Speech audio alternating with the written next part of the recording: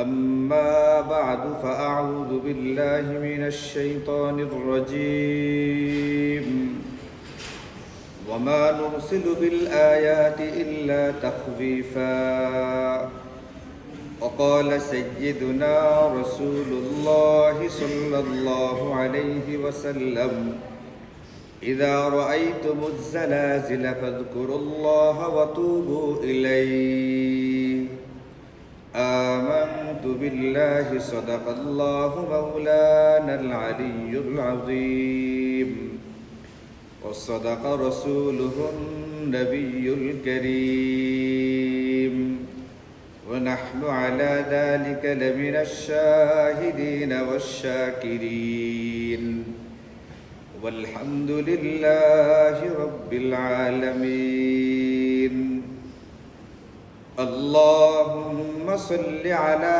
محمد وعلى آل محمد كما صليت على إبراهيم وعلى آل إبراهيم إنك حميد مجيد اللهم بارك على محمد وعلى آل محمد كما باركت على إبراهيم وعلى آل إبراهيم إنك حميد مجيد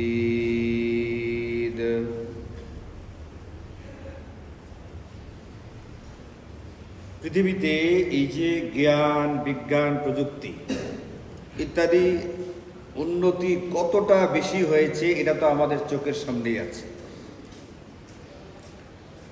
মুহূর্তের মধ্যে সারা দুনিয়ার খবর জেনে ফেলা, এরকম ভাবে আপনার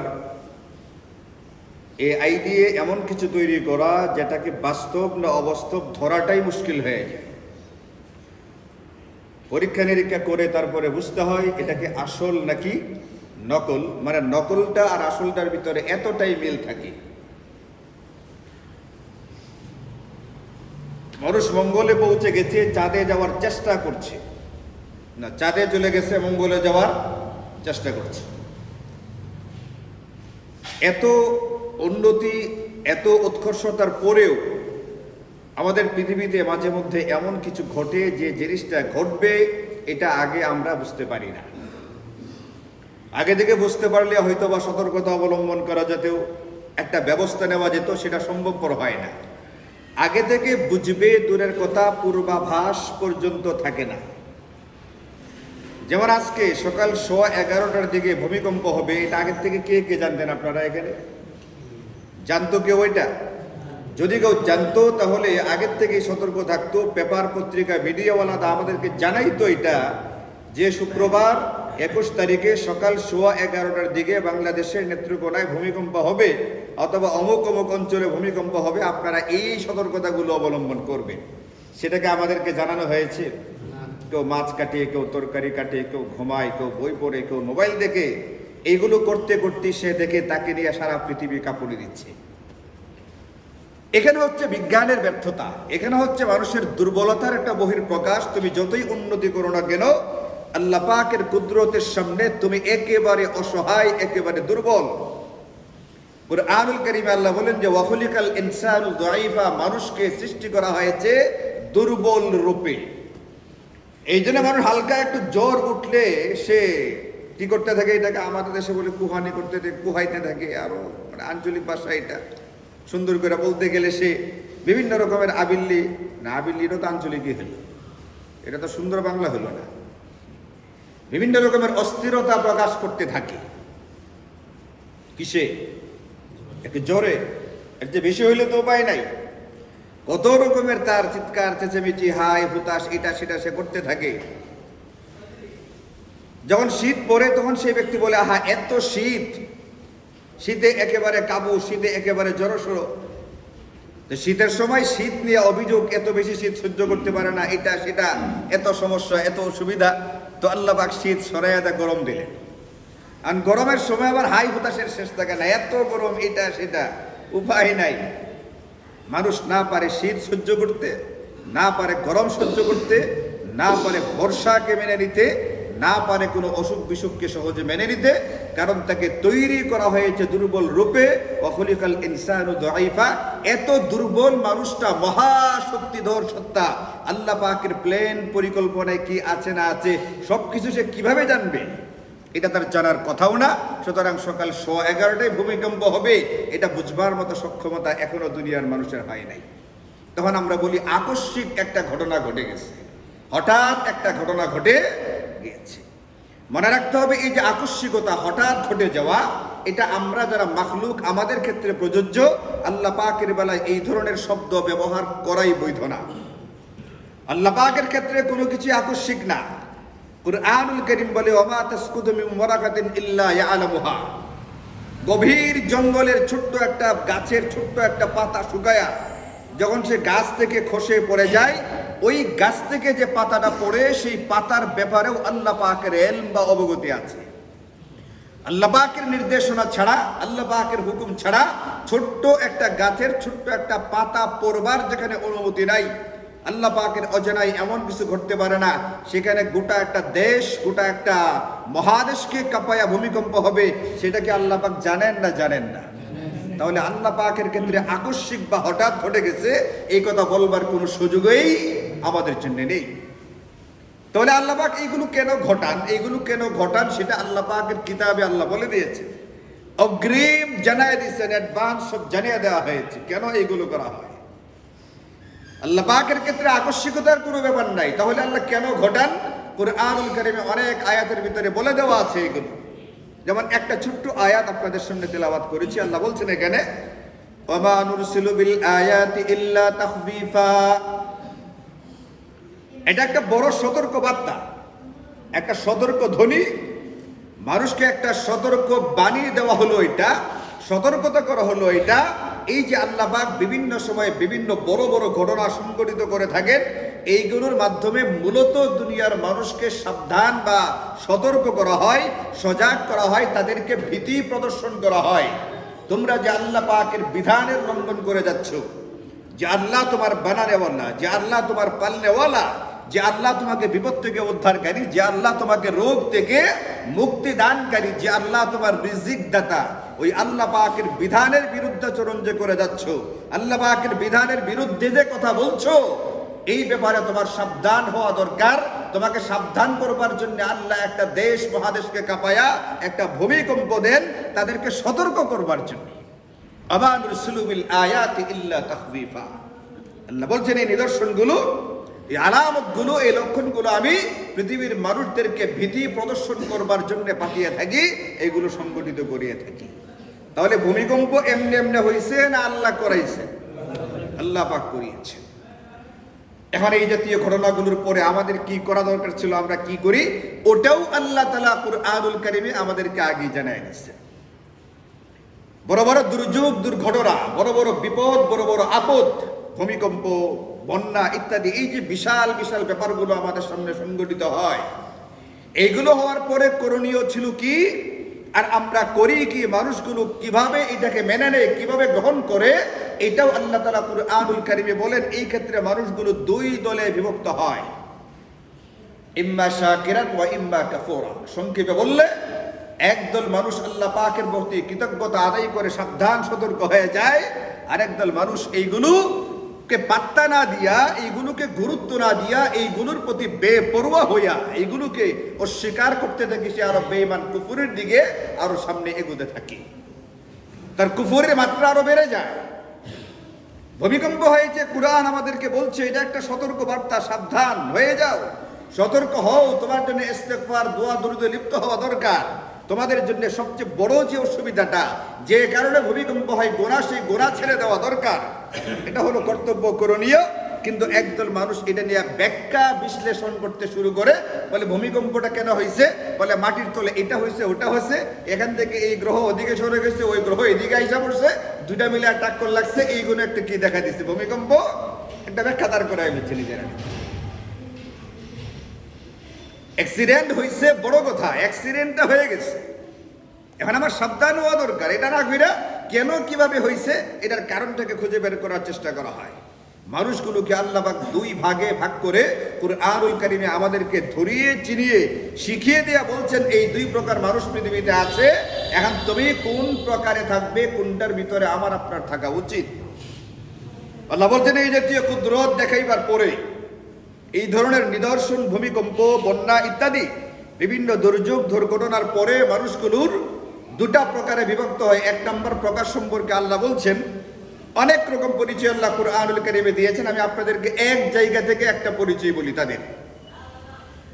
এক নম্বর যে শ্রেণীটা, এক নম্বর যে প্রকারটা, এদের সম্পর্কে আল্লাহ বলছেন ইন্নাল্লাযীনা লা ইয়ারজুনা লিকাআনা বিল লিকাআনা,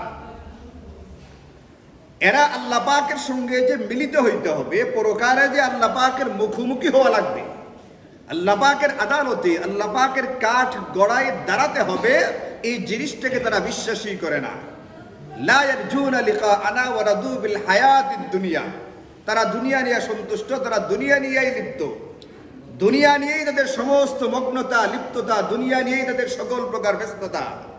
রাদু বিল হায়াতিদ দুনিয়া ওয়া তুমাআন্নু বিহা, এবং যে দুনিয়া যত সামান্য যাই কামাই করেছে, যতটুকু তার কাছে আছে, এতটুকু নিয়ে হয় একেবারে নিশ্চিন্ত, নির্বিঘ্ন, নির্ভয় হয়ে বসে আছে।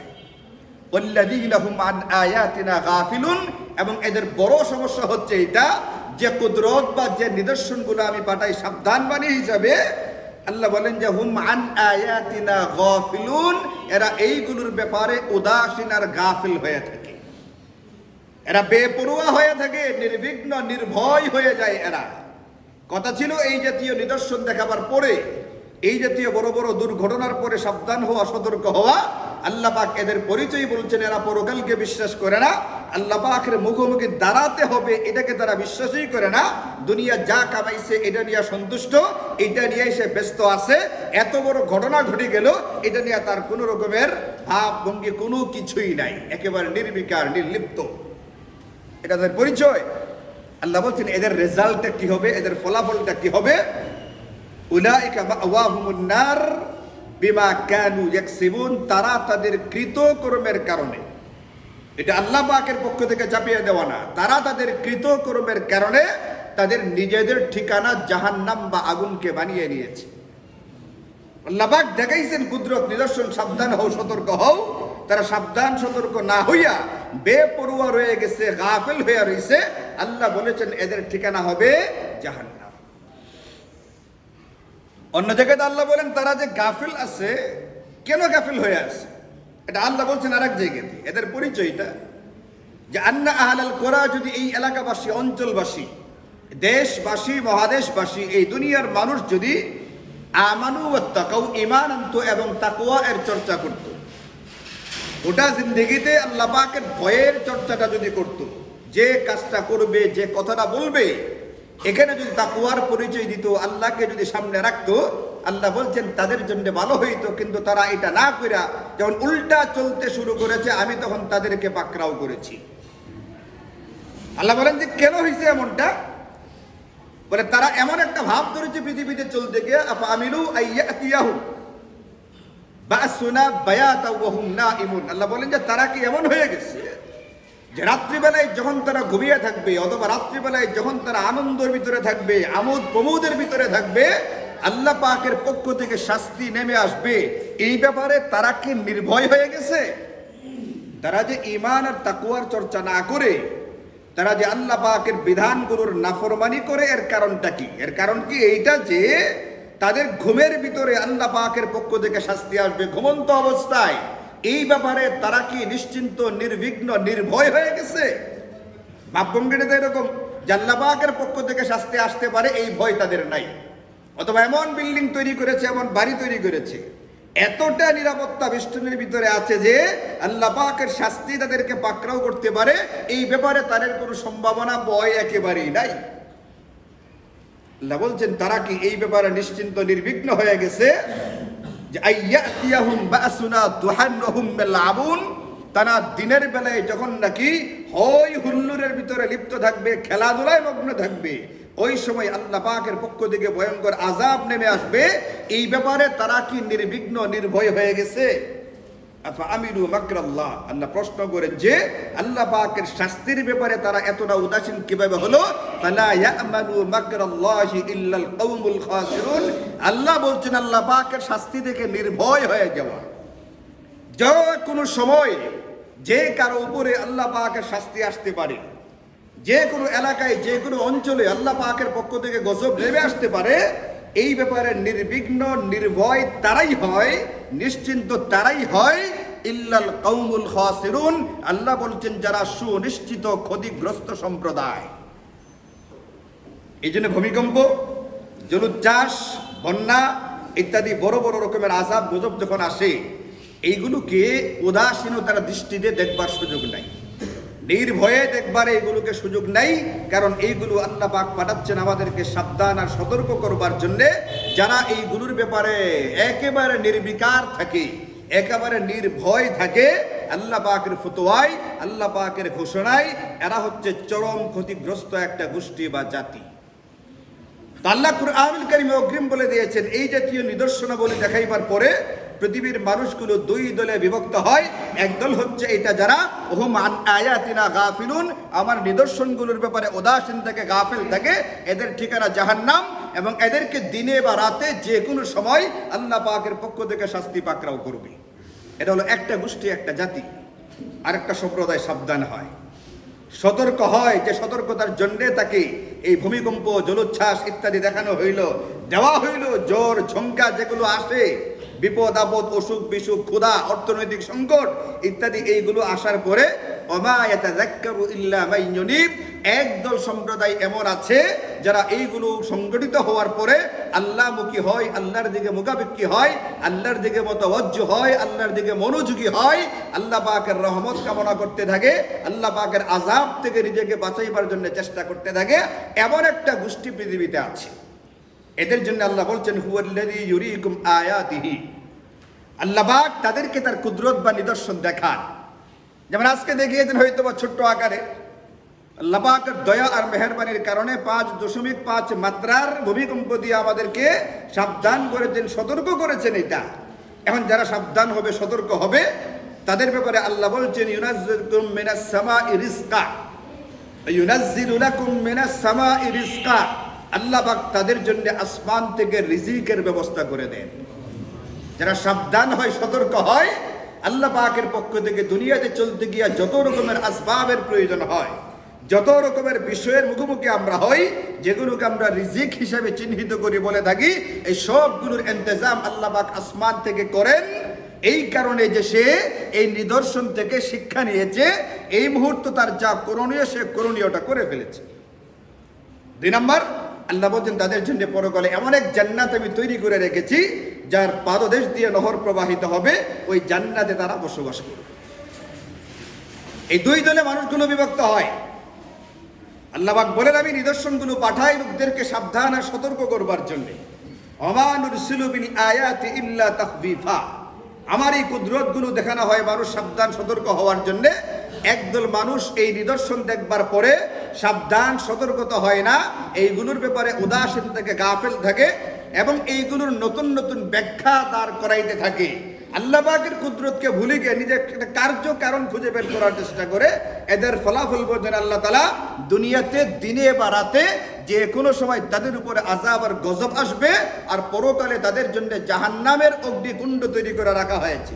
আর যারা এখান থেকে নির্দেশনা নিবে, যারা এখান থেকে সাবধান হবে, সতর্ক হবে, তাদের জন্য আল্লাহ বলছেন দুনিয়াতে তাদের সমস্ত রিজিকের ইন্তজাম আল্লাহ পাক আসমান থেকে করবেন, আর মারা যাওয়ার পরে তাদের জন্য সুবিশাল এবং বিশাল রকমের নাজ নিয়ামত সহকারে জান্নাত তৈরি করে রেখেছে।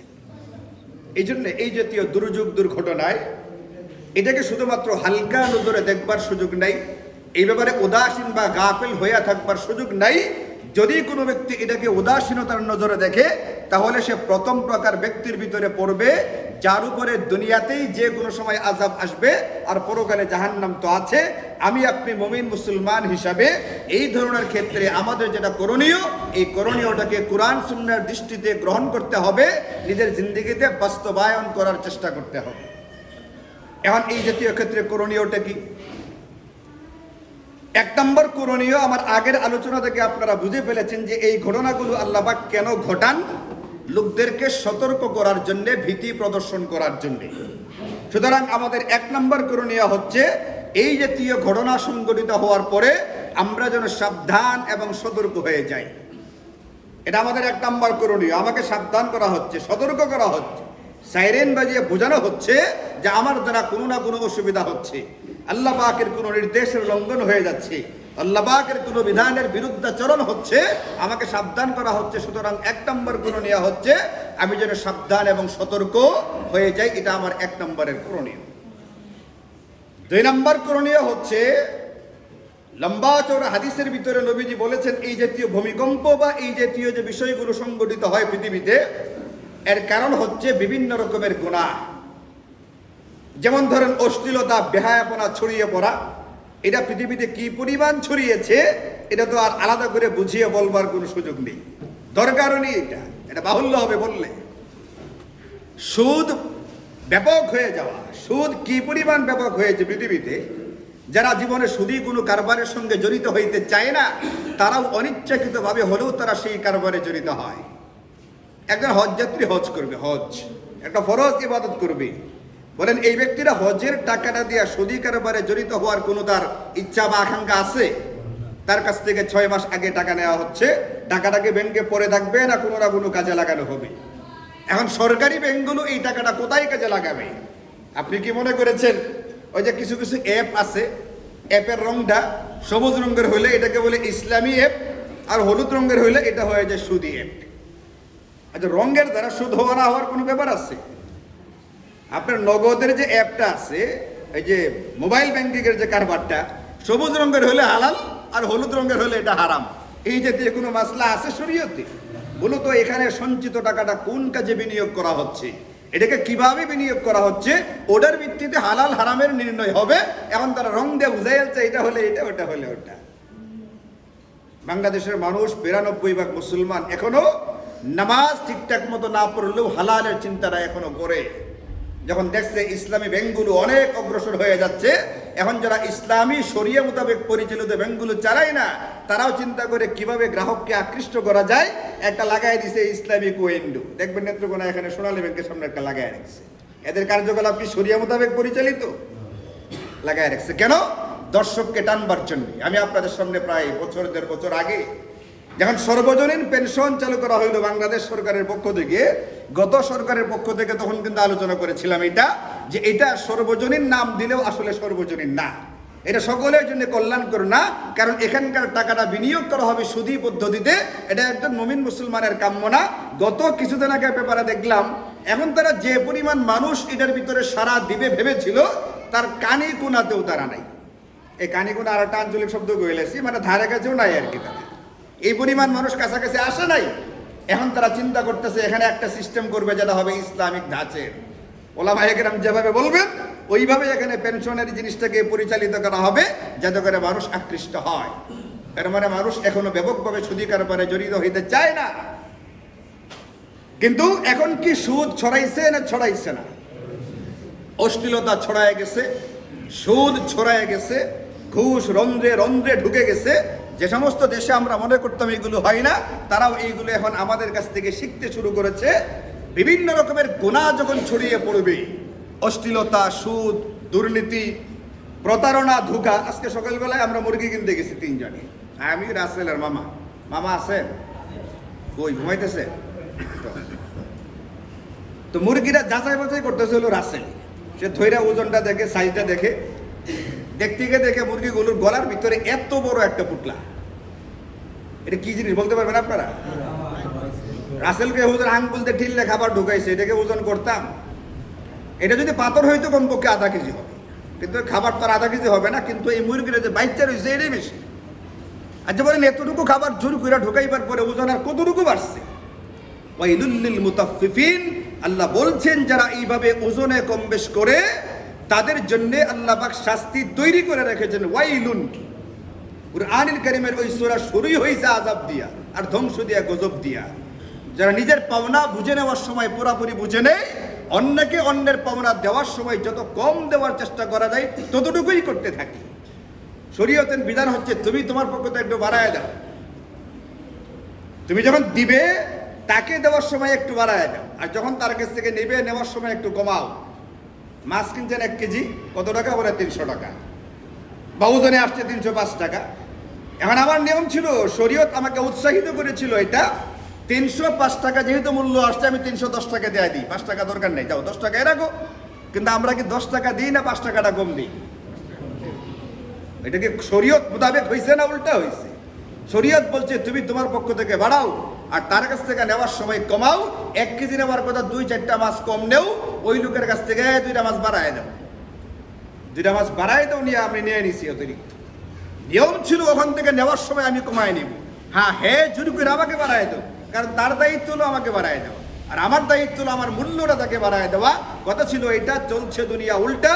ওয়াইলুল লিল মুতাফফিফিন, আল্লাহ বলছেন যারা কাজ কারবারে এই উল্টাটা করছে তাদের জন্য ওয়াইল নামক শাস্তি, তাদের জন্য ওয়াইল নামক জাহান্নাম, ওয়াইল নামক আগুন আমি তৈরি করে রেখেছি। এই যে দুর্নীতি ছড়ায় গেছে, এই জাতীয় বেশ কয়েকটা গুনাহের কথা নবীজি বললেন। বলার পরে বললেন যখন পৃথিবীতে এই গুনাহগুলো ব্যাপকভাবে ছড়াবে, তখন পৃথিবীতে জলোচ্ছ্বাস, এরকম পৃথিবীতে দাবানল, এরকম পৃথিবীতে ভূমিকম্প সহকারে বিভিন্ন রকমের আযাব আর গজব দেখা দিবে। এই জন্য আমাদের 2 নম্বর করণীয় কর্তব্য হচ্ছে সকল প্রকার গুনাহকে ছেড়ে দেওয়া। ছোট বড় ফুকাহায়ে কেরাম নাম দিচ্ছেন এটা। ফুকাহায়ে কেরাম কোনো গুনাহকে ছোট, কোনো গুনাহকে বড়, কারণ কোরআন হাদিসেও কোনো গুনাহকে বড় শব্দ, কোনো গুনাহকে ছোট শব্দ দিয়ে উল্লেখ করেছেন। কিন্তু যারা আমাদের সুফি, যারা বুজুর্গানে দ্বীন, যারা তারা বলছেন আসলে ছোট বড়টা একটা প্রকার করতে হয়, প্রকারের জন্য করা।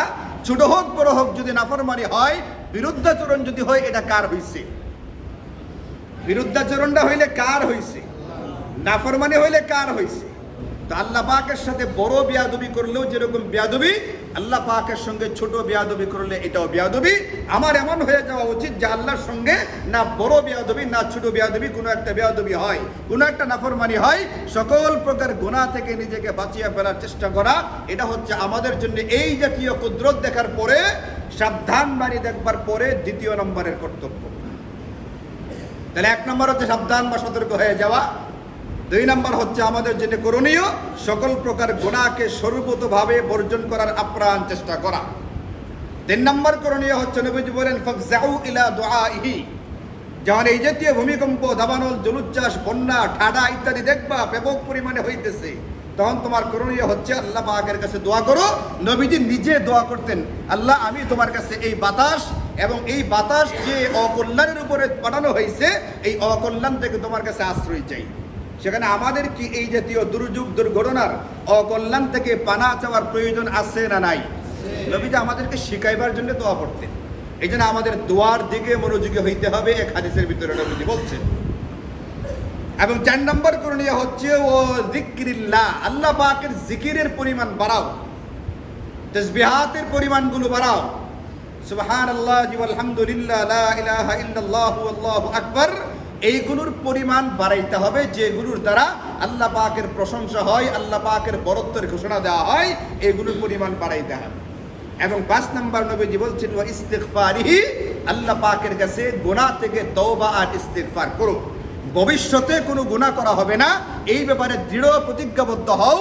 আর অতীতে যেগুলো হয়ে গেছে গা, ইচ্ছায় অনিচ্ছায়, এইগুলো থেকে আল্লাহ পাকের কাছে মাফ চাওয়া, এটাকে বলে ইস্তিগফার। এটা আমাদের যেটা 5 নম্বরের করণীয়। 6 নম্বর যেটা আছে, নবীজি বলেন, নবীজি নিজে এবং অন্যান্য নবীদের ঘটনা নবীজি বলছেন, যখনই তিনি কোনো পেরেশান হতেন, বিপদের কোনো আভাস দেখতেন, তখন নবীজি নামাজে দাঁড়াইতেন, নামাজের মাধ্যমে। এই জন্য আছে চন্দ্রগ্রহণ বা সূর্যগ্রহণ শুরু হইলে নবীজি নামাজ পড়তেন, নামাজের লম্বা কেরাত পড়তেন, নামাজে দাঁড়াইছেন। চন্দ্রগ্রহণ একটা আযাব, সূর্যগ্রহণ একটা আযাব। আমরা তো এটা রং তামাশার ভিত্তিতে গ্রহণ করি, এটাকে ভিডিও ধারণ করবার চেষ্টা করি, কে কত আগে এটাকে আপলোড করতে পারে অনলাইনে, সেটার চেষ্টা করতে থাকি, অথচ এটা আযাব আর একটা গজব। ওই সময় নবীজি, যিনি রাহমাতুল্লিল আলামিন, যিনি গোটা দুনিয়ার সর্বশ্রেষ্ঠ মানব, যার জিন্দেগিতে কোনো গুনাহ ছিল না, তিনি আল্লাহ পাকের ভয়ে লম্বা নামাজে দাঁড়াইছেন। আর আমরা কি করি? ভিডিও করি। ভিডিও করার কথা কোনটা, করতেছি কোনটা? আযাব আসলে তখন দোষ আল্লাহর কেনা দেওয়া হবে। এই জন্য আল্লাহ বলছেন ফামা কানাল্লাহু লিয়াযলিমাহুম ওয়ালাকিন কানু আনফুসাহুম ইয়াজলিমুন। আল্লাহ পাক তাদের উপরে জুলুম করেন নাই, তারা নিজেরাই নিজেদের উপরে জুলুম করেছে। ডাক্তার বলছে ঔষধ খাইতে, ডাক্তার বলছে চিনি না খাইতে, সে বেশি করে চিনি খাইছে। দোষ কি ডাক্তারের না রোগীর নিজের? ডাক্তার বলছে চিনি খাইবেন না, সে চিনি খাইছে, চিনি খাওয়ার পরে এখন অসুস্থ হয়েছে, দোষ কি ডাক্তারের না নিজের? আল্লাহ বলছেন গুনাহ ছাড়ো, গুনাহ এটা চিনির মতো বিষ তুল্য, এটা গুনাহ তোমার জিন্দেগিকে ধ্বংস করবে, বরবাদ করবে, তুমি গুনাহ ছাড়ো। আল্লাহ পাক বলছিলেন গুনাহ ছাড়বার জন্য, গুনাহ ছাড়ে নাই, না ছাড়বার অপরাধে বিমা কানু ইয়াকসিবুনা, তার নিজের কৃতকর্মের কারণে যখন আল্লাহ পাকের পক্ষ থেকে আযাব আর গজব আসে, এই দোষ কার না? এই দোষ আল্লাহর না, এই দোষ গুনাহকারী নিজের। ফামা কানাল্লাহু লিয়াযলিমাহুম ওয়ালাকিন কানু আনফুসাহুম ইয়াজলিমুন। এই জন্য নবীজি নামাজে দাঁড়াইছেন, এর মানে হচ্ছে আমাদেরকে নামাজে দাঁড়াইতে হবে। ভিডিও, আনন্দ, ফুর্তি ফার্তা এইগুলোর ভিতরে লিপ্ত হওয়ার, মগ্ন হওয়ার কোনো সুযোগ আমাদের জন্য নেই। এবং 7 নম্বর হচ্ছে নবীজি বলছেন ইন্নাস সাদাকাতা লাতুতফিউ গাদাবার রব। বান্দা যখন সাদাকা করতে থাকে, নিয়মিত টুকটাক যতটুকু পারে সদকা করবে, তার উপর থেকে আল্লাহ পাকের গুসা দূরীভূত হয়ে যায়। সাদাকাকারী যেমন হোক না কেন, সাদাকা এত শক্তিশালী এবং এতটাই গুরুত্বপূর্ণ একটা আমল যে সাদাকার কারণে সাদাকাকারীর উপর থেকে আল্লাহ পাকের গুসা দূরীভূত হয়ে যায়। অতাদফাউ মিতাতাসু, আল্লাহ পাক তাকে মন্দ মৃত্যু থেকে হেফাজত করেন, রক্ষা করেন। এই জন্য আমি আপনাদেরকে আগেও বলেছিলাম একটা আলোচনায়, আমাদের সামনে যখনই কোনো নেকির কোনো কাজের সুযোগ আসবে, এটাকে হেলাফেলা না করা। বিশেষ করে সাদাকা খায়রাতের যখন কোনো সুযোগ আসে, অল্প দিয়া হলেও এটার ভিতরে অংশগ্রহণ করে ফেলা, সুযোগটাকে হাত ছাড়া না করা। দেখেছেন আমাদের এখানে যুবকদের উদ্যোগে বাহিরে রং হইতেছে, দেখছেন না? এটাকে ভিতরেও হবে কি না আমি ঠিক জানি না, হয়তো বা ভিতরে বাহিরে হলে দুই জায়গা না, বাহিরে হলেও হইতেছে, বাহিরে খারাপ দেখে গেছে, এরা রাস্তায় চলাফেরা করে খারাপ লাগছে। এই যে রংটা করতেছে, এরা কি নিজেদের টাকা দিয়ে করতেছে না কারো না কারো কাছ থেকে সহযোগিতা নিচ্ছে? সহযোগিতা নিচ্ছে, কেউ না কেউ টাকা দিচ্ছে, যারা দিচ্ছে সুযোগটাকে লুফে নিয়েছে। আমার আপনার সামনে মসজিদে প্রতি শুক্রবারে দান বাক্স আমার সামনে দেওয়া যায়। এই টাকাগুলো কোথায় খরচ করা হয় জানেন? মসজিদের দান বাক্সের টাকাটা মসজিদের কোনো না কোনো কাজে ব্যয় করা হচ্ছে।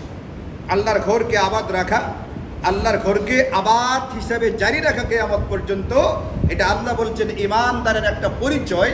এই আবাদ রাখার ভিতরে এটাও মসজিদের নিয়মিত কোনো খরচ বা ব্যয় আছে। এই ব্যয়গুলো এটার দ্বারা সম্পাদিত হয়। আমার আপনার করণীয় এটার ভিতরে, এটা একটা সুযোগ আমার সামনে। এই বক্সটা এক সময় চালু ছিল না এই মসজিদে, এক সময় যারা শুরুতে ছিলেন তারা চাইতেন না দান বাক্স চলুক, কিন্তু আল্লাহ পাক কোনো না কোনোভাবে চালু করাইছেন। এটাকে আমি আপনি বিপদ হিসেবে না নিয়া, আমি আপনি সুযোগ হিসাবে, একটা সুবর্ণ সুযোগ হিসাবে গ্রহণ করা উচিত। আমার কিছু টাকা এটার ভিতরে পড়ুক, আমার দৈনিক টাকা বিভিন্ন ক্ষেত্রে বিভিন্ন খাতে খরচ হইতেছে না, বিভিন্ন জায়গাতে কত টাকা আমার খরচ হইতেছে, পড়ুকটা 5টা টাকা আল্লাহর ঘর মসজিদের একটা ঘরের একটা বক্সের ভিতরে, 10 টাকা, 50 টাকা, 100 টাকা পড়ুক। 100 টাকা তো আমরা অনেক সময় দৈনিক এমন কাজে খরচ করি যে কাজে খরচ করা শরীয়তে জায়েজই নেই, এমনটাও হয় না। সাদাকা সুবর্ণ সুযোগ হিসেবে নেওয়া, এটাকে বোঝা হিসেবে না নেওয়া। বিভিন্ন সময় বিভিন্ন নেকির কাজের জন্য বিভিন্ন ক্ষেত্রে সহযোগিতা চাওয়া হয়, এটাকে মনে করে বোধ হুজুরদের সুবিধা, এই জন্য হুজুররা এটা ওয়াজ করে বেশি। আল্লাহ মিয়া নিজে ওয়াজ করছেন কুরআনুল কারীম, সাদাকার জন্য ওয়াজ কে করছেন? ওই ফাজাইলে সাদাকারটা পড়ে দেখবেন, ফাজাইলে সাদাকা। এখানে মাত্র মুষ্টি মাত্র কয়েকটা আয়াত আনা হয়েছে, এরপরে 2 ভলিও হয়ে গেছে। নবীজি বলছেন ইন্নাস সাদাকাতা লাতুতফিউ গাদাবার রাব্বি ওয়া তাদফাউ মিতাতাসসু। সাদাকা এটা দুনিয়াবি বিপদ আপদ থেকে আল্লাহ পাক হেফাজতের বড় মাধ্যম হয়ে দাঁড়ায় এবং অপমৃত্যু থেকে আল্লাহ পাক হেফাজত করেন। এই জন্য 7 নম্বর করণীয় হচ্ছে নিয়মিত সাদাকা খায়রাতের আমল করা। দৈনিক যেরকম 5 ওয়াক্ত নামাজ পড়ি, দৈনিক যেরকম আমি খাবার দাবার গ্রহণ করি, দৈনিক যেরকম আমি একটু ঘুমাই, দৈনিক যেরকম আমি টয়লেট ইস্তেঞ্জা ইত্যাদি সারি, আমার দৈনিক আমলের ভিতরে একটা সাদাকার আমল থাকা উচিত। একেবারে স্বল্প পরিমাণে হোক না, তাও অসুবিধা নাই, কিন্তু আমলটা হওয়া উচিত আমার নিজেকে হেফাজত করবার জন্যে, নিজেকে রক্ষা করবার জন্য। এই জন্য মেরে ভাই, আমার আজকের আলোচনার মূল কথা, খোলাসা হচ্ছে, সারাংশ হচ্ছে এটা, আল্লাহ পাক কুরআনে বলে দিয়েছেন বিভিন্ন সময় বিভিন্ন বড় বড় দুর্যোগ দুর্ঘটনা ঘটান। এগুলো আমাদের ক্ষেত্রে আকস্মিক, কিন্তু আল্লাহ পাকের ক্ষেত্রে আকস্মিক না। আল্লাহ পাক এইগুলো ইচ্ছাকৃতভাবেই ঘটান। ঘটাইবার পরে একদল মানুষ এই ব্যাপারে গাফিল উদাসীন থাকে, তাদের শাস্তি আল্লাহ বলছেন দুনিয়াতে এদের উপরে দিনে রাতে যে কোনো সময় আযাব আসবে, আর পরকালে জাহান্নাম। আর যারা ঈমানদার তারা সাবধান হইয়া আল্লাহমুখী হবে, আল্লাহর দিকে মতবজ্জ হবে, এদের পরিচয় বা এদের পরিণামটা কি হবে? আল্লাহ বলছেন দুনিয়াতে এদেরকে যা যা রিজিকের প্রয়োজন হয় দুনিয়াতে আল্লাহ দিবেন, আর পরকালে তাদের জন্য জান্নাত। কখন? যখন এই নিদর্শন দেখবার পরে আমার যা করণীয় আমি যখন সেটা করি। করণীয়গুলো কি? 1 নম্বর বলছে আমাকে সাবধান এবং সতর্ক হয়ে যেতে হবে। 2 নম্বর সকল প্রকার গুনাহ ছেড়ে দেওয়ার চেষ্টা করতে হবে। 3 নম্বর দোয়ায় লিপ্ত হইতে হবে। 4 নম্বর বেশি বেশি পরিমাণে তাসবিহাত জিকিরগুলো করতে হবে। 5 নম্বর ইস্তিগফার তওবার আমল করতে হবে, আল্লাহ পাকের কাছে অতীতের গুনাহগুলো মাফ চাইতে হবে। 6 নম্বর বলছি নামাজের মাধ্যমে আল্লাহ পাকের সাহায্য নিতে হবে। এবং 7 নম্বর যার যার সাধ্য অনুযায়ী নিয়মিত সাদাকা এর একটা আমল করতে হবে। আল্লাহ পাক আমাদেরকে বোঝার তৌফিক দান করুন এবং সকল ক্ষেত্রে কোরআন সুন্নাহ অনুযায়ী নিজ নিজ করণীয়গুলোকে খুঁজে বের করে সেইভাবে আমল করবার তৌফিক দান করুন। ওয়া আখিরু দাওয়ানা আনিল হামদুলিল্লাহি রাব্বিল আলামিন।